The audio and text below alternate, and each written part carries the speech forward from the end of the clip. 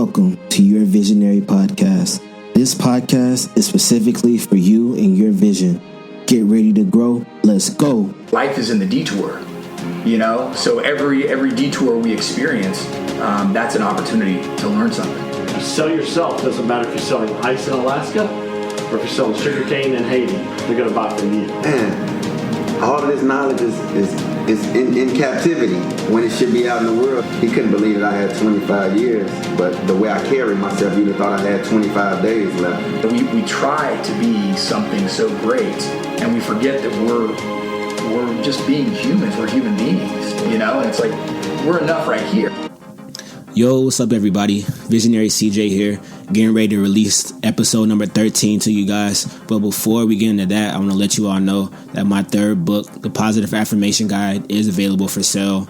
If you're looking for a book to help you with your personal development journey, I recommend you check it out. I have a lot of cool, inspirational content in there. It's on Amazon. It's on my website, visionarycj.com, or you can go to visionarycjbook.com and get it from there. And so I'm getting great feedback.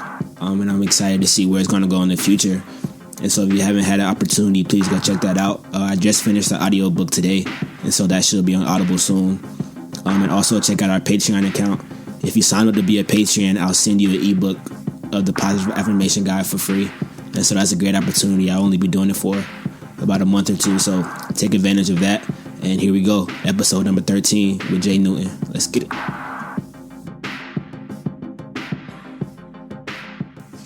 Ladies and gentlemen, welcome to your Visionary Podcast. Today we have a dope episode for you. We got Kennesaw's finest, my brother, Jaye Newton. How you doing, boss? Yo, what's good, man? I appreciate you for having me, man. Yeah, man. Thank you for taking the time to really talk to me and talk to my listeners. Of course. Yeah, and so we start this off. We always ask, what's your purpose statement? So my purpose statement is to pretty much be the catalyst of change for my generation and generations to come. I feel like with my medium of music and film, I'm using it to pretty much establish some type of urge or some type of fire within you to do something beyond what you already have done. So I think that's what I'm here for, and I think that's what God placed in me. Yeah, no, that's super real, and I commend you for that, for taking on that task. You know, that's super dope. And you know, almost everybody in Kennesaw already know who you are, know you made music and stuff. But right. Take us back. You know, how did you get to where you are? Right now. Well, for those who don't know, I'm from East Atlanta. I'm from a area called Ellenwood, Georgia. That's my hometown. So I started off, doing music, of course, inside my city, which later, kind of trickled over to me going to college in Kennesaw State. The crazy part is I never told anybody that I did music at Kennesaw because I could never be the guy that would be like, check out my SoundCloud link. Like, I never wanted to be that guy. You know what I mean? Like, yeah. I'm already kind of like an ambivert. So it's like I'm an introvert at times and I'm extroverted when it comes to performing. Mm-hmm. But so as far as one-on-one conversation, I'm not going to bring up, hey, like, check out my music. It always was like a thing where I would much rather my impact speak for itself than my own personal voice speaking for itself. So that started with me doing little talent shows or whatever in Kennesaw, me doing music and music videos and just being a genuine person and building genuine relationships with people, which made me friends with a lot of people, which made me known to a lot of people. And then when, of course, when you're friends with somebody, you'll be more open to supporting them. So that was my whole plan going into Kennesaw, just make as many friends as possible and be as genuine as possible and have open relationships where you support other people and then hopefully they'll support you in return. And that's what happened. And again, they just stumbled upon my music from my Instagram and my Twitter. And from there, they started pushing it for themselves, and then the rest is history. Yeah, that's dope. And why was that your approach, to not tell them that you do music, but just try to build relationships? Like, why'd you take that approach instead of just going up to them and saying, hey, check out my music, I think you'll like it? Because I feel like that's where the disconnect comes when it comes to up-and-coming artists. Up-and-coming artists just never take the consumer into consideration. They think of them as just a consumer and not a person. So, you have to think of it as, even down to any type of entrepreneur, the best entrepreneurs or the best like companies are the companies that make you feel personal and make you feel like you have like a relationship with them. And you continue to support them because you have that type of tie to it, whether that's things like Disney or whether that's things like Apple, anything of that nature. It's like it's welcoming and it's family oriented. It's something that anybody can enjoy, and it's not necessarily putting it in your face. Like, you know, you don't see Apple throwing 100 like commercials at you. Nice. They're just like, yo, we're Apple, we're cool, we're clean, and you know, we do cool stuff, and you know, like us, you know what I'm saying? So I just took the same approach when it came to my music. I just wanted to, again, build relationships because I also gained inspiration from just people. So it's like I wanted to have that type of like content as far as talking to people and just connecting on a day-to-day basis. Yeah. But it just organically like happened that way. And I'm real big on just organic gains. Yeah, that's real, and I think that's rare. You know, people are cool with the authentic. I mean, the fake followers as long as the numbers up there, right? Right. But I mean, I feel like being authentic and original is always the best lane to go in. And so when you decided to go to college, did you know that you were going to keep pursuing your music career, or was there a chance that you would do something else? No, I literally came to college just for that. Oh wow. I knew that college was a basis to market to more people, and market to people from different places. You know, you have people who are from South Georgia, people from out of state, you have people from Atlanta, you have people from so many different areas. And I was like, you know, if I could take over this campus, then that means that they're going to tell their friends from back home and they're going to spread it to their friends. So that always was the plan, just to be inside the college circuit, not just with Kennesaw either, just like, you know, Georgia State, Agnes Scott, like UGA, Georgia Tech, Georgia Southern, we pretty much established like a basis where we was going to each college campus doing the exact same thing. Yeah, that's dope. I never knew that you were that intentional about it from the jump. Yeah, definitely. It was all part of the plan. Yeah, and then the crazy thing is, my producer, he went to Georgia Southern first. He transferred up here, shout out to Boss Man, but he produces and engineers all my music. And he took over his school, I took over Kennesaw, and it's like we cross like branded. So it's like I would go down, he would open up opportunities for me in Georgia Southern to perform. And then when he transferred up here, you know, I built up the name of saying like, oh, I'm Jay Newton, this is my producer that did all my music. Yeah. So now people were trying to like work with him and like do engineer work with him as well. Yeah, that's super real. And how important is that having someone that's consistent and real on your team? It's real important. You know, for those who also don't know, I have a brand and a team called 808. APE stands for artist, producer, and engineer. And everybody on our team is either an artist, producer, or engineer. So you have myself, Jop Beats, who is an artist, producer, and an engineer. Boss Man, who's a producer and an engineer. You have UV Lifestyle, who does our content as far as visually. We have Cleo Trapper, who is our in-house DJ. We have Akil Shaw, who is our R&B artist, and then we also have Three-Way, who's an R&B artist. So, you know, we just have like a melting pot of just creatives that are dope and genuine people who aren't in it for the clout, but they just love their craft and love their type of lane that they're doing. Yeah, that's dope, man. Shout out to all of them too. Y'all all doing some dope things. Love, appreciate you already, bro. And so when you decided to come to college and pursue music, you knew that the education would be part of it as well, right? So how did you really balance both of those, pursuing your music career and making sure that you actually stay in school academically? See, so it's tricky when it comes to like the academic part or the school part of it, because I have my own personal discrepancies when it comes to school and just like the education system, especially inside the United States. I feel like we're not equipped to, go out into the real world. And I always felt this way. I felt this way inside high school. That's why I wasn't really like pressed to do anything as far as like academically. Because I just felt like it was just a big finesse, to be honest. But I wanted to use it to my advantage. So I went to school for film and marketing. I felt like those are two things that I also am passionate in. And they tie directly into music. Yeah. So, but at the same time, I can't really tell you everything that I learned inside college, because, you know, college, nowadays isn't set up to learn. It's set up to retain information for a test and then go forward. So I guess it was cool. I was passionate about finishing just because I wanted to prove that to myself that I don't have to drop out like everybody else that are my peers who have dropped out, inside music and still pursuing and going further and further and further. I wanted to do that. I wanted to go further as well, but be able to have like a degree under my belt and just give it to my parents. To be honest, real, no, that's real.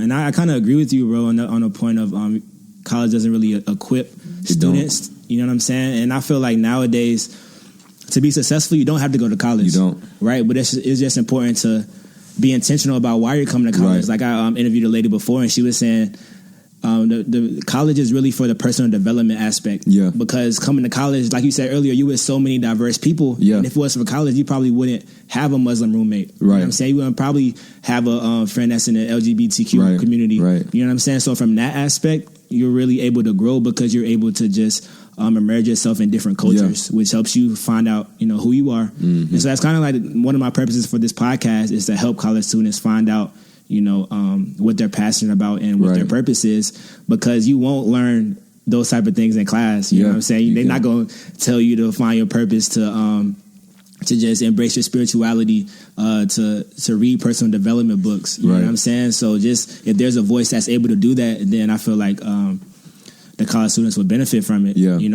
And so speaking on that, like what's been the most valuable lesson that you learned throughout your college career? The most valuable lesson that I learned through college is to be open-minded. Like, we grow up a certain type of way. We grow up in different environments, and we are set in our own type of ways and our own type of preferences with things.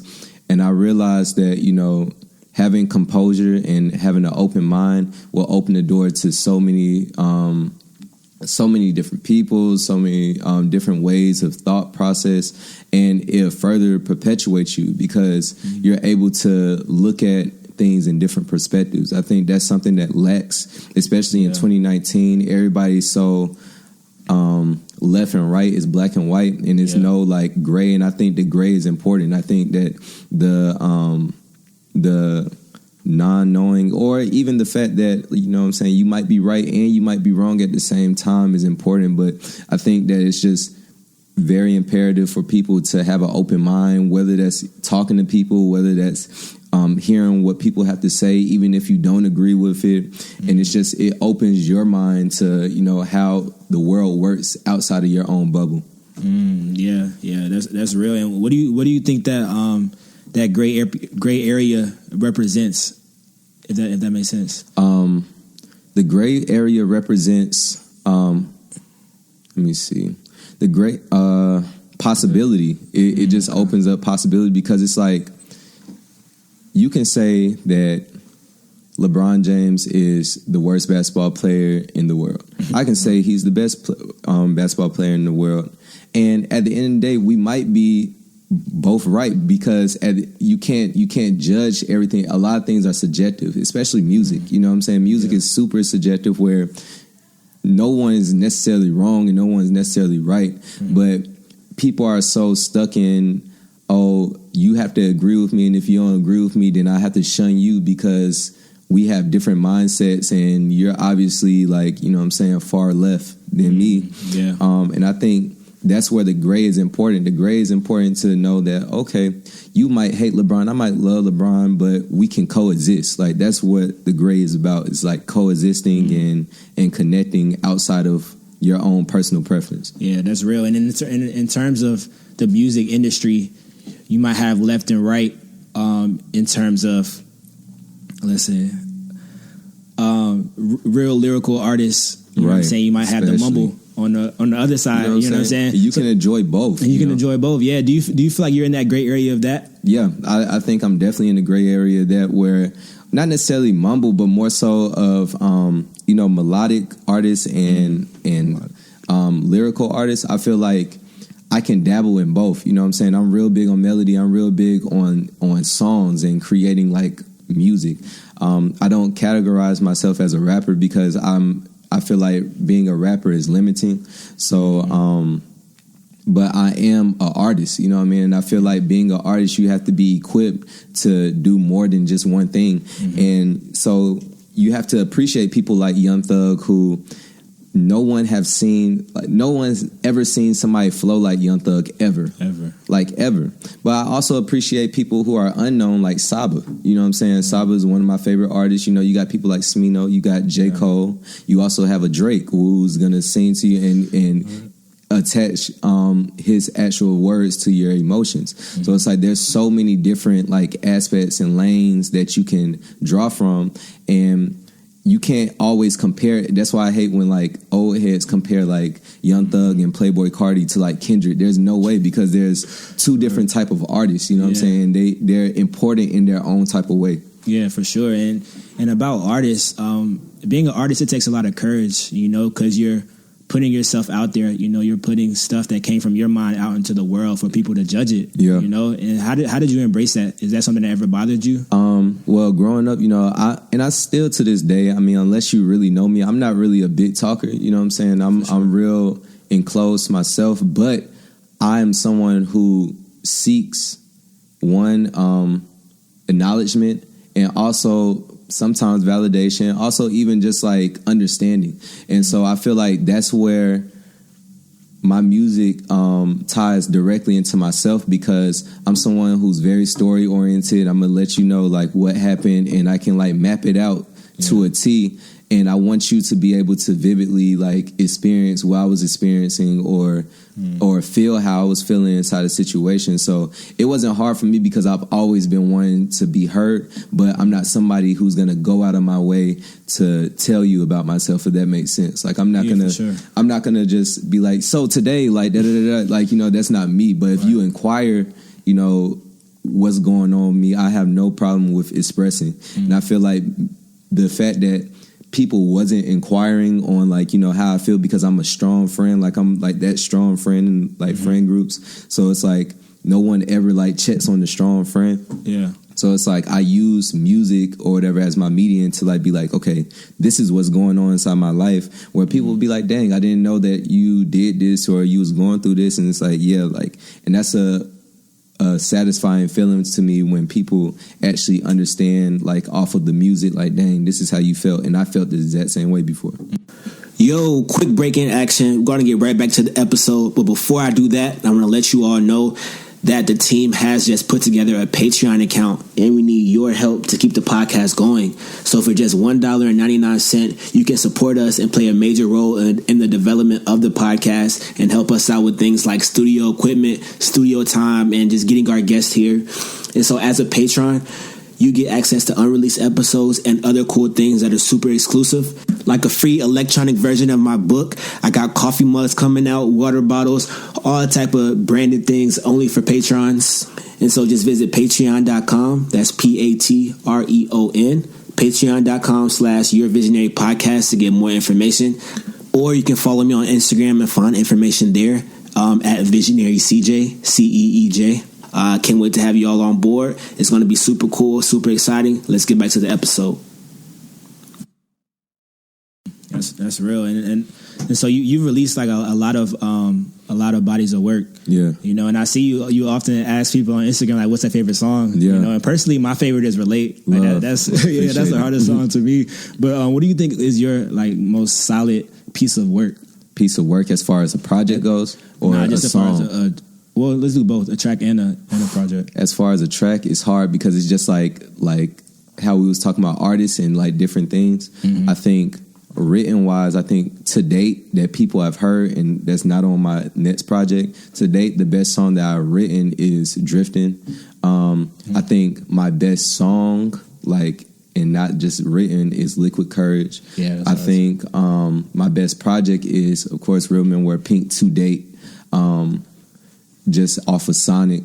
But I also think that like there's different avenues. Like my best bar for bar like rapping is probably Play This on Sunday. But it's like I have, and it's crazy like you said, when I be asking people on Instagram, because it's like it's never always the exact same like response. Like I asked that yesterday really, and I got 15 different like answers, you know what I'm saying, which is cool given the fact that I only put out one album and 2 EPs. So it shows that it's like, you know, I'm versatile as far as the songs go.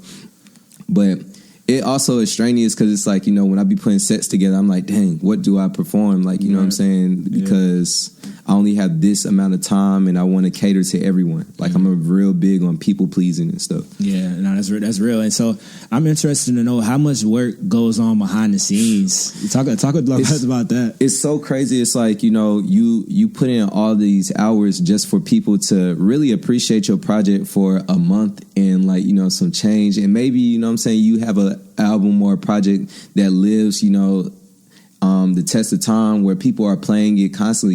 But as far as hype goes, it's only really like 2 weeks, 3 weeks. But it's like each project, Real Men Wear Pink, we spent 3 years on. We started in 2014. We dropped it in 2017. The next project that is about to come out, the sophomore album, we started it in 2017. It's about to come out. So it took 2 years to like craft 11 songs, 12 songs, just for somebody to really only appreciate it for like the moment that it comes out. You know what I'm saying? So it's so much behind the scenes work that people don't actually know, even down to the production of it and the engineering of it. It's like the ins and outs that Boss Man has to like, you know, go through as far as recording it, mixing it, mastering it, producing the beat as well, mixing the beat, mastering the beat, on top of, you know what I'm saying, me performing it, me trying out different melodies, different flows, scrapping the whole song, doing another song. You know what I'm saying? Like it's a very strenuous like project. And so this is, since this is your visionary podcast, talk about your vision and where you see yourself and want to be 5 years from now. So it's crazy. 5 years from now, I will be 28. 5 years from now, I want to be established as, one, a prolific writer, 2, a well-respected artist. I want to be able to be seen in the light of creatives from Atlanta, i.e. Andre 3000, Childish Gambino. I want to be in like that Mount Rushmore of Atlanta artists already in 28. Cool. I want to be able to put out a couple platinum projects. So maybe, 5 years. So I say 2 platinum projects. 2 platinum projects. I want to be able to put out also film, because people don't know that I do film as well. So I want to have my major like theatrical debut by 28. I want to be able to tour the United States and Europe by 28. Dope. And I also will want to have an impact outside of music with just like philanthropy. Like I want to be able to touch like communities, whether that's community service or even giving back spiritually. I think that's something that's removed from the hip hop community, the spirituality of it. I think we only have people like Chance that are really like pushing that's being respected. You know, you have folks like Lecrae, but like he's considered like a Christian rapper. I don't want to necessarily be considered like a Christian rapper, but I want to be able to kind of influence spirituality and not force it upon people, but just have a safe space for people to embrace it. So by 28, I want to be also, you know, seen in a way where people respect me for that as well. So. Yeah, no, that's real, and that's all dope things. And one of the reasons I asked that is because I'm a strong believer in positive affirmations. Yeah. You know, like I'm a Christian, and so the Bible says life and death in the power of the tongue. Yeah. So I believe that, you know, wholeheartedly. You know what I'm saying? And I for sure feel like you can accomplish all of those things. You know, already, bro. And so, what are some steps that you're currently taking? You know, in order to really make that, you know, reality? Well, so far it's coming down to first changing my lifestyle. I feel like, you know, being in college, you know, of course the hype of being in college and the lifestyle of being in college, you can get caught up in it. So right now I was kind of, especially graduating, taking a step back and kind of finding out myself more, being able to really hone into my own spirituality and my own relationship with God. So that's been the biggest struggle, and not the struggle, but that's been the biggest gain, which is producing struggle, because it's showing me what I have to cut out of my life, the temptations and the negative energy and the people, that you don't necessarily want to let go of, but it turns out to be vices inside your life that are necessary to be cut off. So that's the main thing, starting to that. Always tapping into the potential of my pen. I'm tapping into the potential of my creativity.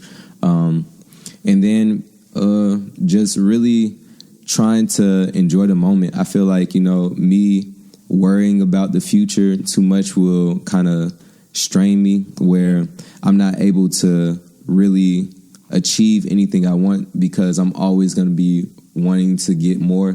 And I got caught up in that like a couple months ago, like where it like put me in a deep depression, because I'm a perfectionist. So it's like I'm somebody who always wants to win. I'm always wanting to like, come out on top.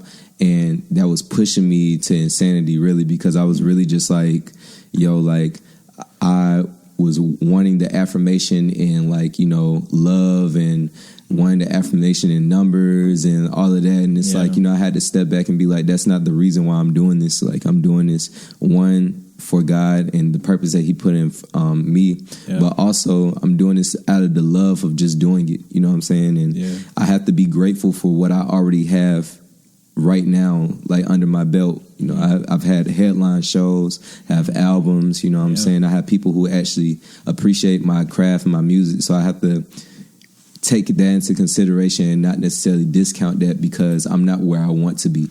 Yeah, bro, that's so real. And me, like myself, I struggle with that, and just making sure my behind the scenes is right, in terms of my lifestyle, because I got big goals and dreams as well, but I can't expect to reach those if my behind the scenes doesn't, doesn't add up, right? It doesn't match that. And so I think that's something that a lot of other people struggle with as well. Yeah, and it's real. Because I always say you got to grow from the inside out. Yeah, you know what I'm saying. So that just means taking a step back and looking inside yourself and really just analyzing the thoughts and the actions that you do. And so that's real. And also, the other thing you said was just then Ryan, the last thing you said, the last point you said, as far as what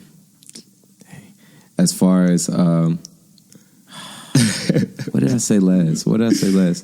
It was pertaining to tapping into my own self, getting myself right, but then wow, I'm going blank.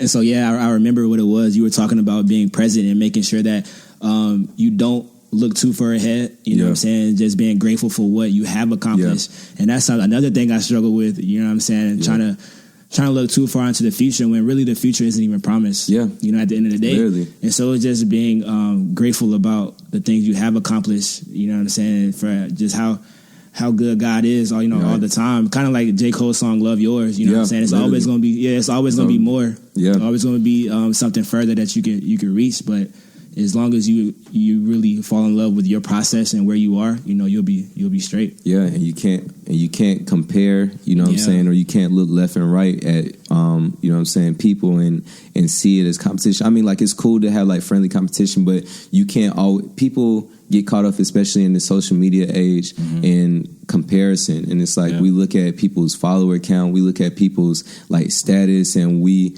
always are like, why do they have something that or I want something that they have, or why are they somewhere inside their life that I'm not, you know what I'm saying? And it makes you feel lower than where you are, or it makes you feel like you're on a timeline that's not, you know what I'm saying, attainable. Right. And I had to stop doing that as well. I just had to kind of dial back from social media, dial back from just seeing people, you know what I'm saying, on the internet, and really just live life. Yeah, that's real. And I feel like it's okay to do that. I don't know if everybody knows that, but it's okay to take those breaks, whether it's social media or just from people, you know what I'm saying? If you feel like you're going down a wrong direction, you need to take a step back and just really learn more about yourself and get right inside, it's okay to do that. Right. You know? Definitely. For real. So for the future, bro, the next project, tell us a little bit about that. So the next project I feel like is my best project to date. You know what I'm saying? It is early inside my career, but I definitely feel like it is best written wise and sonically. It's slated to drop sometime in the third quarter to late summertime, between, you know, summer and fall.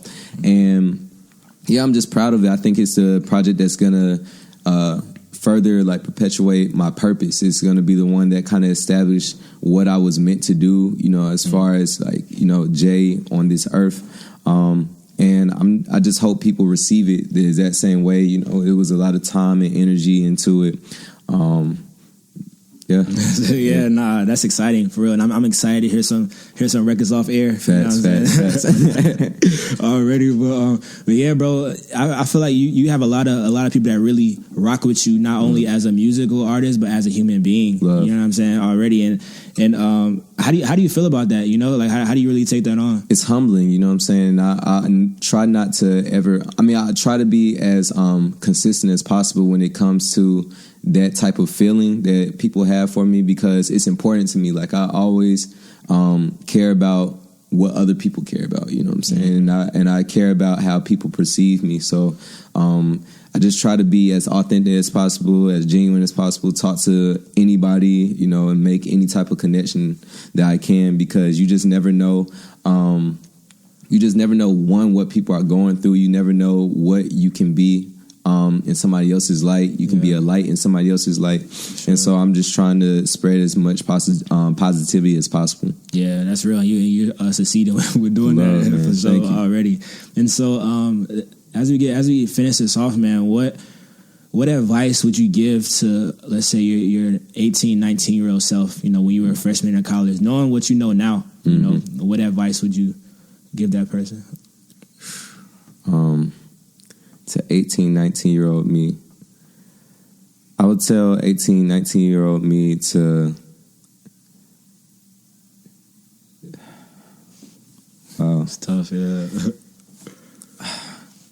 Because I don't think that I could have changed anything, you know what I'm saying, to get further than where I am now. I feel like, you know, 18, 19-year-old me had to go through everything that followed 18, 19 to get to where I am today. But as far as, I guess, the craft, stay committed to why you started doing this, and also dedicate to greatness. You know what I'm saying? Like, I feel like 18, 19-year-old me was cool just like getting by and, you know, just putting stuff out that could have been seen as mediocre, but like, you know, it was accessible and it was, you know, tolerable to the audience. Yeah. So I say, if I could start earlier and strive for greatness earlier and really like go into it with a savage mentality of like, no one's better than me, you know what I'm saying? I'm trying to be the best ever at that age. I feel like I would be nasty. I feel like I'm nasty right now, but like I feel like I would have been nasty earlier. Yeah. Right. No, that's real, bro. And I appreciate. I thank you again for coming through. Love, man. I appreciate you for having me. Yeah, already, bro. And I want to give you a gift, bro. My positive affirmation guide, bro. That's yours. You, yeah, and I hope that, you know, I hope that it helps you, bro, because it's for like people that's in our position in terms of just trying to do better and trying to make sure our behind the scenes is right. Love. You know what I'm saying? Because it talks about how to stay positive in a negative world. You know what I'm saying? How to stop doing what you know is wrong. Right. How to face your fears. How to become a bigger dreamer. And so, yeah, bro, I want to get that to you. Appreciate already. You, man. I'm proud of you, man. I want to put that on air too. Like, you know what I'm saying? Just seeing like you like transition and the trajectory you've been on, bro. Like it's very inspiring as well, bro. Like, I appreciate that. Continue to go, man. Like we've talked about this, like you know, way back, like in 2015, like with like one-on-one and stuff, like and just like the mindset that you had even back then, bro. It was just like so far ahead, bro. So like continue to go, man. Love, like, bro. I appreciate that always, for sure, man. And if a listener doesn't know where to find you, bro, just give us your handles. So my handles handles on everything is Jaye Newton. That's J Newton. You have to remember the E because no one ever remembers the E. So Jaye Newton. You can also find me on Apple Music, Spotify, Tidal, all of the streaming platforms. Jaye Newton. I have an album called Real Men Wear Pink. I feel like that is very easy to remember as well. Real Men Wear Pink. But I also have other projects that you can hear that has great music, such as Sunroof Season and 4 for 4 EP. Yes, sir. There it is. Well, that's it for you guys. Hope you enjoyed it. See y'all on the next episode. Peace. Peace. And so this part of the episode is what I call your visionary minute, where I'll go over some key things that I took away from the previous episode. And so from the episode with Jay Newton, the number one takeaway was that as an artist or an entrepreneur, you should always be considerate of your consumer. You should aim to build a relationship instead of just selling them. And so Jay was talking about how it's important to connect with your database organically, and really try to get to know people, build relationships, and try to figure out how you can help them or how you can be of service. And number two, make it a priority to put in the work to make sure you have a great product, even though someone may only experience your craft for a few moments in time and it took you years to put in the work. And so I thought this was a great point that he said. He was talking about as an artist, it's crazy that you put in so much work, years of work, and people only visit your craft or really listen to your craft and partake in your craft for only a few moments, but that doesn't take away from the product, right? You should always make sure to have a quality product no matter how long it's going to take you. And number three, be aware of your sacrifices you need to make to get to where you want to be in the future. You have to remove some things in your life and be real with yourself, whether it's places, relationships, people. Really taking that time to self-reflect and realize what's keeping you forward and what's holding you back. And Jay was saying how when he graduated from college, he had that time to do that. And it's been one of his biggest gains so far. And so I recommend everyone do that, whether you're in college still or not. And lastly, just be grateful for your current wins. Don't focus too much on the future and where you want to be, but be mindful of the present and where you are now. And so that's another thing that Jay said he was doing, realizing his current goals, his wins that he already accomplished, and just being grateful for that, and not being too hard about being where you want to be so fast, just really practicing patience, which is one thing that's I'm working on as well. And I feel like it's super important, just being patient with time, not trying to rush anything, not trying to force it, just living life the best way you can and let everything come to you. There it is, episode number 13 with Jay Newton. Peace. Oh yeah, before I go, please check out the Patreon account. Please check out my book on Amazon and on my website, visionarycjbook.com. Thank you. Love you. Peace.